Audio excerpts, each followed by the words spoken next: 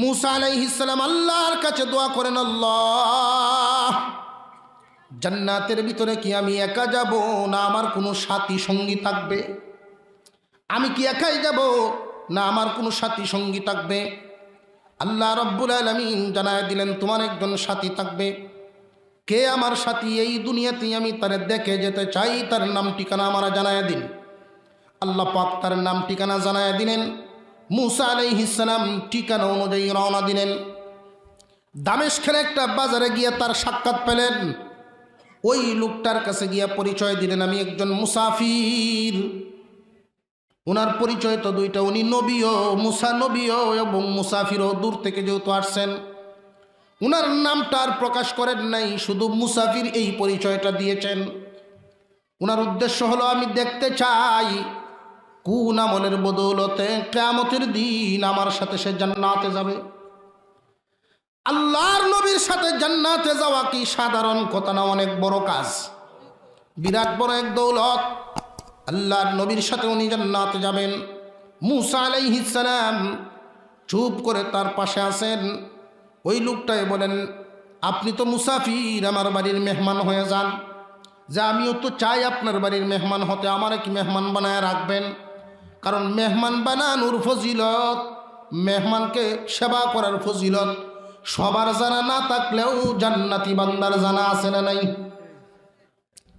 আমরা তো অনেক মানুষ মেহমান দেখলে গুসা করি, কিন্তু আল্লাহর নবী বলেন, যার বাড়িতে মেহমান যায় সে তো বড় কপালওয়ালা। যার বাড়িতে মেহমান যায়, আমরা তো দেখি একজন মেহমান আসতেছে, কিন্তু ওই মেহমানের সাথে আল্লাহর পক্ষ থেকে একজন ফেরেশতাও আসে। আল্লাহর পক্ষ থেকে একজন ফেরেশতা ওই মেহমানের সাথে, এই ফেরেশতা ঈশা, ওই ফেরেশতা বাড়ির সামনে বসা থাকেন। মেহমান থাকবে যতদিন, ফেরেশতাও থাকবে ততদিন।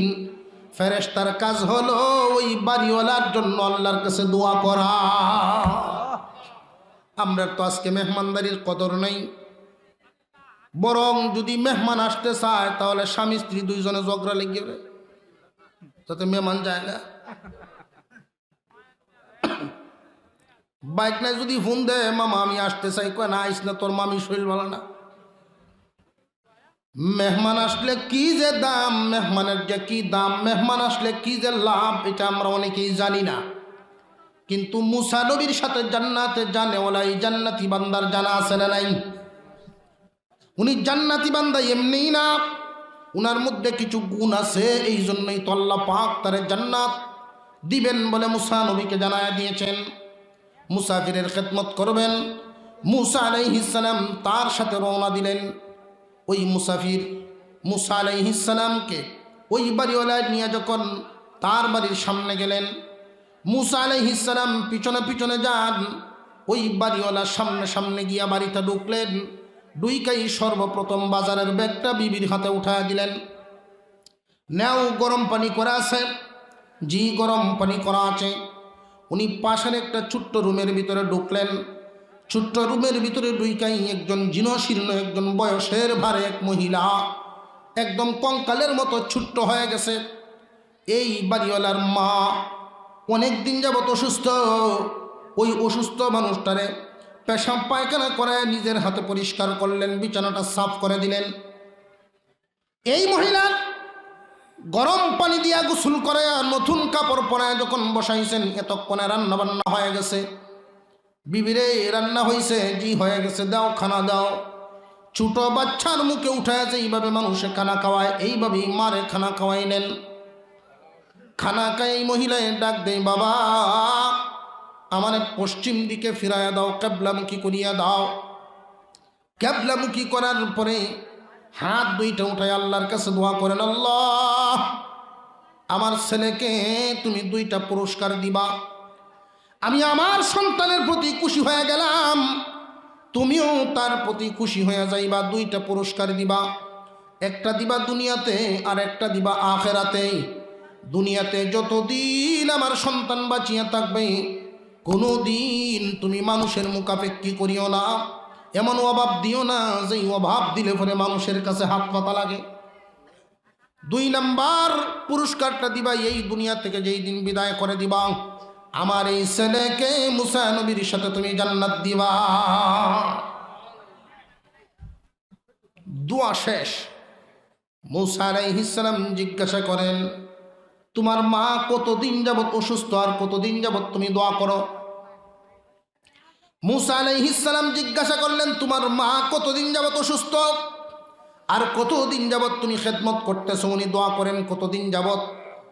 এই যুবক জানায় দিলেন, ভাই মুসাফির, আমার মা 40 বছর যাবত এভাবে বিছানায় পড়ে আছেন। এই 40 বছর যাবত নিজের হাতে আমি তার পেশাব পায়খানা পরিষ্কার করি। তিনি একটু পরীক্ষা করার জন্য জিজ্ঞাসা করলেন, তোমার এই কাজটা তো তোমার মার খেদমত তোমার বিবিকে দিয়েও তো করাতে পারো। এই যুবক ডাক দিয়ে বলেন, মুসাফির, আমার মার খেদমতটা আমি বিবিকে দিয়ে কেন করাই না জানি? উনি তো আমার মা, তার তো আর মা নয়। 1 সপ্তাহ 10 দিন খেদমত করলেই পরে তিক্ততা আসতে পারে, চেহারা খুচ করে রাখবে, চামড়া কুচ করে খেদমত করবে। কিন্তু আমার তো আর এটা নয়। আমার মার খেদমত করলে আমার ভালো লাগে। আমি তো চিন্তা করি কোন দিন জানি আমার মা দুনিয়া থেকে বিদায় হয়ে যায়। আমার মা যদি দুনিয়া থেকে বিদায় হয়ে যায়, আমার জন্য দোয়া করনেওয়ালা তো আর কেউ থাকবে না। উনি পেরেশান হয়ে যান। আমার মা প্রত্যেক দিন আমার জন্য এই দোয়া করেন, 2টা দোয়া। ও মুসাফির, এই যে 2টা দোয়া আমার মা আমার জন্য করেন, একটা দোয়া কবুল হয়ে গেছে, একটা দোয়ার বদলা আমি পাইতেছি। আমার আম্মা দোয়া করেছেন, এই পৃথিবীর জমিনে যতদিন বেঁচে থাকবো কোনো অভাব যেন আমাকে স্পর্শ করতে না পারে। মুসাফির, আপনি জানেন না, আমি যেই দিন ব্যবসায় লাভ করতে পারি, এই দিন যেভাবে চলি, যেই দিন পারি না, আমার মাওলা এর চাইতে আরো সুন্দরভাবে চালায় নেন। জানি না দ্বিতীয় দোয়াটা কবুল হয়েছে কিনা, আমি জানি না। এমনি মুসা আলাইহিস সালাম ওই বাড়িওয়ালার ঘাড়ের উপরে হাতটা রেখে বলেন, চিন্তার কারণ নাই, তোমার মার দ্বিতীয় দোয়াটাও কবুল হয়ে গেছে। আপনি কেমনে বুঝলেন কবুল হয়েছে? মুসা আলাইহিস সালাম তখন তার পরিচয়টা দেওয়া শুরু করলেন, ভাই আমি পয়গম্বর মুসা। আল্লাহ বলে দিয়েছেন কিয়ামতের দিন তুমি নাকি আমার সাথে জান্নাতে যাইবা। আজকে আমি বুঝতে পারলাম তোমার মার দোয়া তোমার জন্য কবুল হয়ে গেছে। মুসলমান ইমানদার ভাইরা আমার, এই কামাই রুজির বরকতের অভাবে আজকে মানুষ কত দিশেহারা। ব্যবসা দিয়েছেন, উন্নতি নাই, মাথা খুব গরম হয়ে যায়। এই মাথা ঠান্ডা করার জন্য মানুষ দৌড়ে বাবা শাহ সুলতান। জোরে কোন ঠিক না বেঠিক? মাথা ঠান্ডা করার জন্য কত দরবারে যায়, পীরের দরবারে যায়, বুজুর্গের দরবারে যায় ঠান্ডা করার জন্য দোয়া আনতে। কিন্তু তোমার তো জানা নাই দোয়া তোমার কোন জায়গায়। দোয়ার ফ্যাক্টরি তো তোমার ঘরে। এই জায়গা যদি তুমি তালা লাগায় তামাম দুনিয়া ঘুরলেও তোমার কোনো ফল হবে না।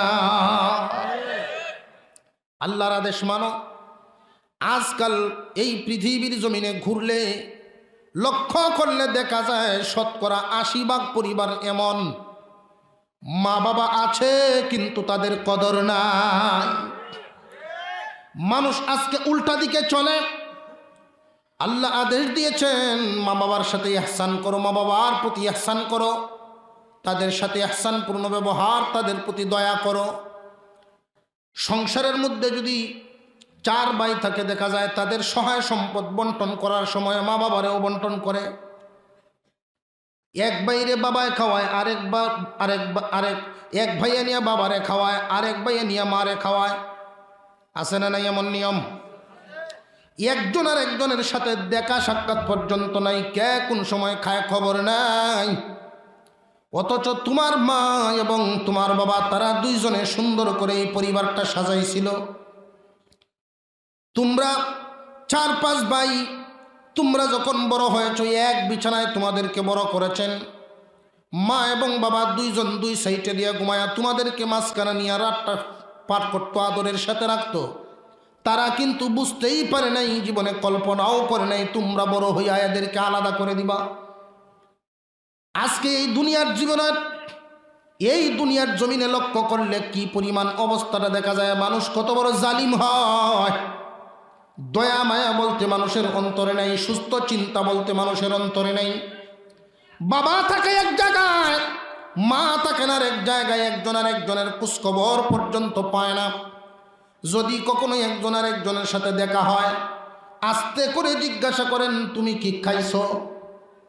বাবায় জিজ্ঞাসা করেন তুমি কি খাইছো নাকি, মা জবাব দেয় খাইছি, তুমি কি খাইছো। এই যে একজন আর একজনের জিজ্ঞাসা করে, এই সময় কলিজা ফাটা ব্যথা পায়। তোমরা তো এটা খবর রাখো না, আজকে সম্পদ বন্টন করে ফেলেছ, এই সম্পদের সাথে তোমরা মা বাবারেও বন্টন করে ফেলছ। এটার নাম কিন্তু ইহসান নয়, বিরাট বড় জুলুম হয়ে যায় মা বাবার প্রতি। সাবধান, বন্টন যদি করতেই হয় দুইজনই একসাথে যেন থাকতে পারে এই ব্যবস্থা করে দিবা। কারণ একজন মানুষ বুড়া হয়ে গেলে তোমরা মনে করতেছো মা বাবার কাছে না থাকলে কি হইল, মা থাকবেন এক জায়গায়, বাবা থাকবেন আর এক জায়গায়, তারা বুড়া বুড়ি হয়ে গেছে, একজন আর একজনের প্রয়োজন নাই। না রে ভাই, তোমরা যেই ব্যবস্থাটা চিন্তা করো, তুমি যেই দিন ওই অবস্থায় পৌঁছবে এদিন বুঝবে একজন মানুষের কত দরকার। আল্লাহর কোরআনের বিধানগুলো আমাদের সামনে আছে কিন্তু আমরা পালন করি না। একজন মানুষ মা বাবার দোয়া যদি সামনে আনতে পারে, আল্লাহ পাক রব্বুল আলামিন আর একজনরে বিশারা সম্পদ দিয়েছেন, কিন্তু বিশারা সম্পদে এই মামলত নাই, এই মাল পাবে না। বিশারা সম্পদে এত শান্তি পাবে না। মা বাবার দোয়া পাইছে যেই লোক, সে যেই পরিমাণ শান্তি পাবে। মা বাবার দোয়া এমন এক দামি দৌলতের নাম। মা বাবার দোয়া অর্জন করার চেষ্টা করবেন, তারা যেন কখনোই আপনার ব্যবহারের দ্বারায় ব্যথা না পায়। আল্লাহ পাক রব্বুল আলামিন 3টা পুরস্কার দিবেন। 1 নম্বর পুরস্কারটাই হলো, মা বাবার সাথে যদি সুন্দর আচরণ করতে পারো, তাদের সাথে ভালো আচরণ করলে আল্লাহ পাক রব্বুল আলামিন তোমার কামাই রুজিতে বরকত দিবেন। কামাই রুজিতে এমন বরকত দিবেন, জীবনেও কোনো দিন অন্যের কাছে হাত পাততে হবে না। মা বাবার দোয়া সন্তানের জন্য কবুল হয় কি হয় না? আরো জোরে কন। আল্লাহর নবী বিশ্ব নবী বলেন, মা বাবার দোয়া সন্তানের জন্য এমনভাবে কবুল হয়, মাঝখানে কোনো পর্দা থাকে না। এই জন্য আমরা অনেক সময় উদাসীন হয়ে যাই। মার কথাও শুনি, বিবির কথাও শুনি, অবশেষে বিবির কথাটার মূল্যায়ন আমরা প্রকাশ করি বেশি। বিবির কথার কারণে মা বাবার সাথে আচরণ অনেকেই খারাপ করে। খুব সাবধান, খুব সাবধান। তুমি যেমন আচরণ করবা এই রকম আচরণ কিন্তু তোমার জন্য থাকবে। বুড়া মানুষ, বৃদ্ধ হয়ে গেছেন, একদম বুড়া, ছেলে তো রুজি রোজগার করে, সারাদিন থাকে না বাড়িতে। বৌমায় করে কি, এক বাড়িতে মাইপে বাদ দেয়। এই বুড়া মানুষটাকে বাড়িতে মাইপে দেয় বাদ। তো বাড়িতে মাইপে বাদ দিলে বুড়া মানুষের তো ফেট পড়ে না। তো তার এক নাতি আছে কলেজে পড়ে, খুব আদরের নাতি। নাতির সাথে দাদার মোহব্বত থাকে, এটাই তো স্বাভাবিক। আপনার অসুবিধা হইতেছে না তো কোনো? এখানে একটা আওয়াজ হইতেছে, আওয়াজটা বন্ধ করতে হবে। আপনারা আওয়াজ করবেন না। আল্লাহর হস্তে যদি ভালো লাগে যে আওয়াজ মাহফিল কিছু শুনুন লাগবো, তাহলে আমাদের কথা কিছু শুনলেন, এখানে ভিতরে এসে বসেন আপনারা। আগামীকালকে তো আর ওয়াজ থাকবে না, থাকবে বরকতের জায়গায় এসে বসেন। এই বুড়া তার নাতির সাথে বলে, তোর মা আমার মাপে বাদ দেয়, আমার তো ফেট ভরে না। কত দাদা একটা কাম করো, কিতা বাড়িতে ভাঙ্গে লাও, যে বাড়িতে মাপে দেয় বাড়িতে ভাঙ্গে লাও। কই সর্বনাশ, তোর মা যে রাগী মানুষ, বাড়ি ভাঙ্গেললে হরে না জানি কিতা হয়। ফোরে যেটাও এটা আমি বুঝাম না, তুমি ভাঙ্গে লাও। তো এই বুড়ায় করছে কি, বাড়ি ভাঙ্গেলছে, টেহান দেয় বাড়ি ভাঙ্গেলছে। এখন তো বৌমায় খুব চেতাচেতি শুরু করছে। হ্যাঁ, কত কষ্ট করে পয়সা জমা হয়ে বাড়িটা রাখলাম, অহন বাড়ি ভাঙ্গেলছে। আয়ো কাজ গো বাড়িত, এই আয়ো কাজ গো বাড়িত কইছে কেলাই তো বুঝছেন না, চলে আইসে বাড়িত। বাড়িত আয়না নিয়ে লইছে, তোমার বাপে তেজে সুডে বাড়িটা ভেঙে গেছে, এই পয়সা করতে আইব। বউয়ের ঠেলায় তো বাপের সামনে গিয়েও একটু সান্ত্বনা তো দিতে পারতো বউরে, এই যে আমি কিনে আনাম, তোর কি হয়েছে? আমার বাপে ভাঙছে একটা না 10টা ভাঙব, তোর সমস্যা কি? তো সব ছেলেরা বলতে পারে না। বউরে ডরাইয়া বাপের সামনে গিয়ে, হ্যাঁ বুড়ো হইছ, অত সেতাসেতিকার লাইন করন লাগে, রাগ একটু কম করলে চলে না?